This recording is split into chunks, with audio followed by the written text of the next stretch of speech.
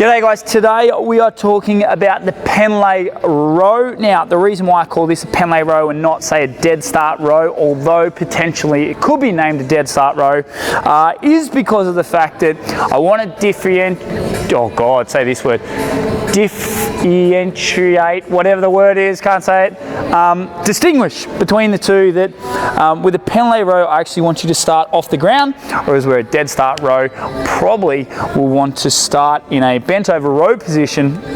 However, we're placing the bar on, say, a rack and then rowing from that position, although some people might use these two interchangeably. Right, so a Penlay Row, that's exactly how it looks and sounds, is that it's essentially a barbell bent over row. However, we're starting it off the bottom of the floor. So what this exercise is really good for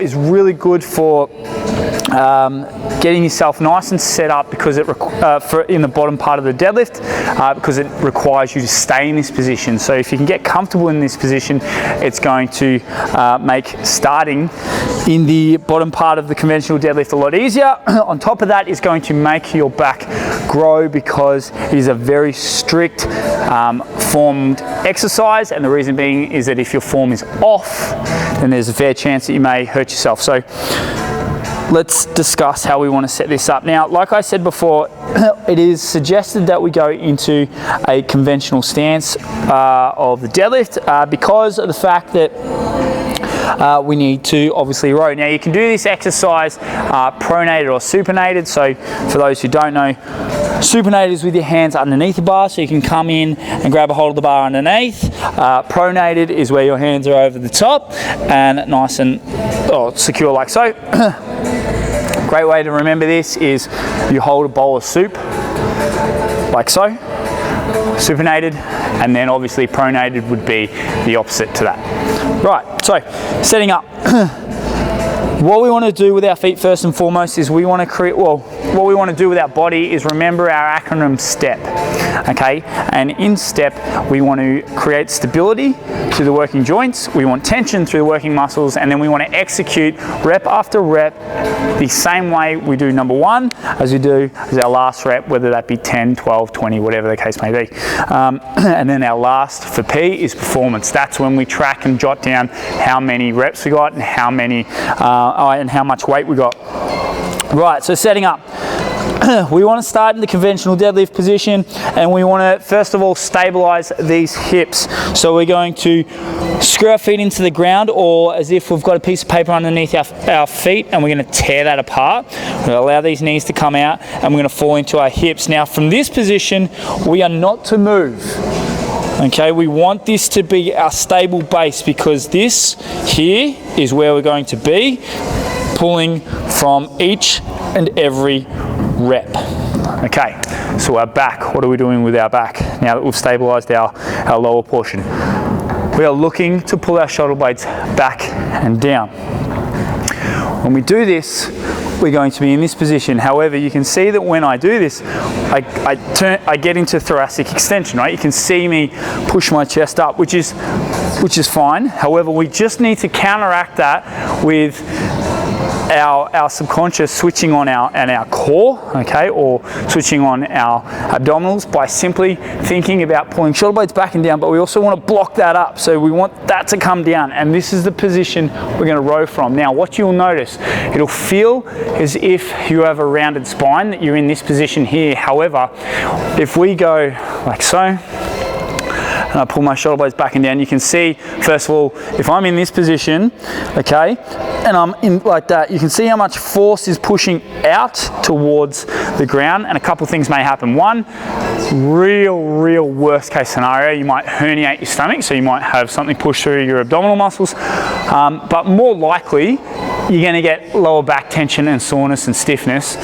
because of the constant thoracic extension. Now, simply by going shoulder blades back and down, and then thinking about taking this top rib down to the base or the top of your pelvis, blocking like that, you can still see I have a nice straight spine, although it feels as if I'm very rounded. Okay, so we're blocked up, we're nice and tight.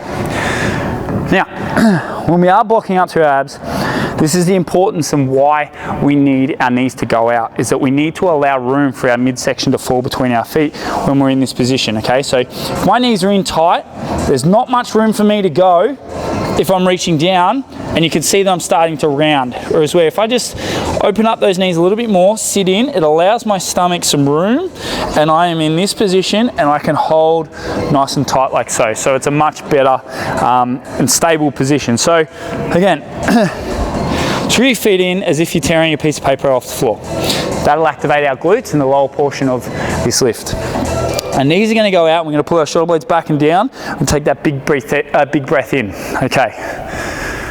What am I referring to with the big breath? Is that this is how we are going to brace our midsection. So not only are we going to pull down towards our top of our pelvis, but we're also going to brace. So there's two ways to brace.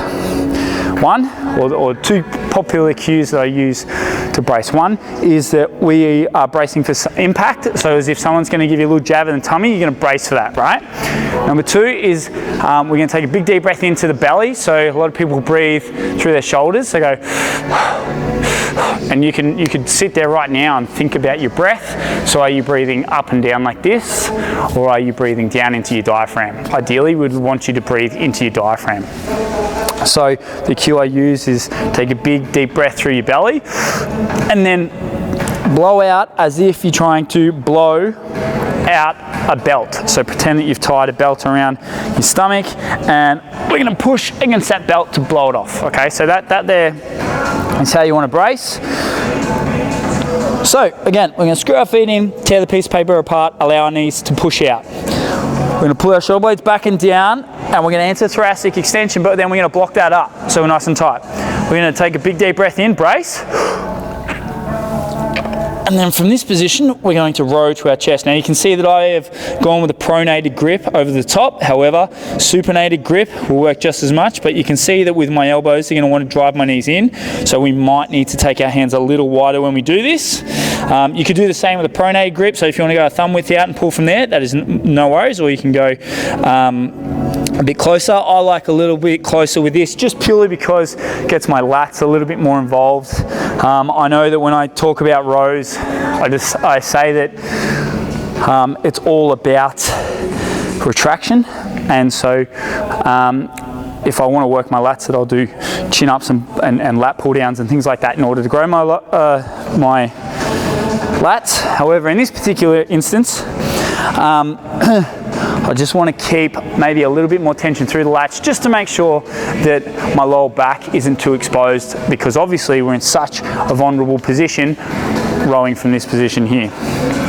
Okay, so again, screw the feet in, tear the piece of paper apart. Knees are going to go out to allow ourselves to fall into the middle of this or fall into this position here. Okay, I'm going to go pronated, and I'm going to go a little bit closer to the knee on, not so much a thumb width out, but we're going to go a little tighter, knees out, big deep breath in, shoulder blades back and down, block up, and pull. 1, 2, 3.